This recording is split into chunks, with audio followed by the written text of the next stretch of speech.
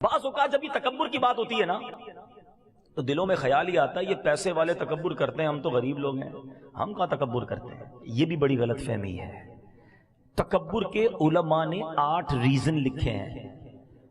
تکبر علم کی وجہ سے بھی آتا ہے، تکبر عبادت کی وجہ سے بھی آتا ہے، مال کی باری تو تیسرے نمبر پہ آتی ہے، تکبر اقتدار کی وجہ سے بھی آتا ہے، تکبر خوبصورتی کی وجہ سے بھی آتا ہے، تکبر طاقت کی وجہ سے بھی آتا ہے۔ اب علم سے کیسے تکبر آتا ہے؟ کسی بندے نے دنیاوی علم حاصل کر لیا یا دینی علماء بھی بن گئے۔ جی میرے مذہبی بھائی بیٹھے ہیں ادب کے ساتھ، کیونکہ علماء نے کتابوں میں لکھا کہ اگر آپ دینی علم بھی سیکھ گئے اور اس کے بعد دوسروں کو حقیر سمجھنے لگے کہ ان کو تو آتا ہی کچھ نہیں، مجھے اتنا کچھ آتا ہے، تو یہ بھی تو تکبر ہے نا۔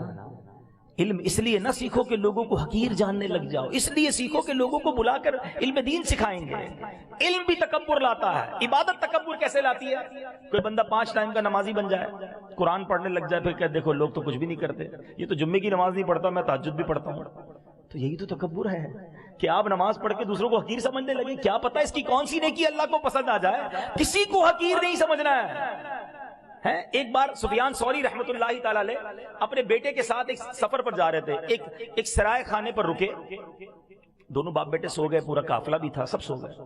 تہجد میں باپ بیٹے اٹھے اور نماز تہجد ادا کی۔ بات بڑی کمال کی ہے، تہجد پڑھنے کے بعد بیٹا کہتا ہے ابا جان یہ کیسے لوگ ہیں، سارے سوئے ہوئے، کوئی نہیں اٹھا تہجد کے لیے۔ والد صاحب نے جو بیٹے کو جملہ کہا نا، اللہ کرے دل میں اتر جائے، کہتے بیٹا تو بھی سویا رہتا تو بہتر ہی تھا۔ آئی سمجھ میں بات؟ بیٹا تو بھی سویا رہتا تو ٹھیک تھا، تہجد پڑھ لی، اب تجھے سارے حقیر لگنے لگ گئے، اس سے بہتر تو بھی سویا رہتا تو ٹھیک تھا۔ عبادت کرو، روزے رکھو، حج کرو، نمازیں پڑھو، مگر دوسروں کو حقیر نہ سمجھو۔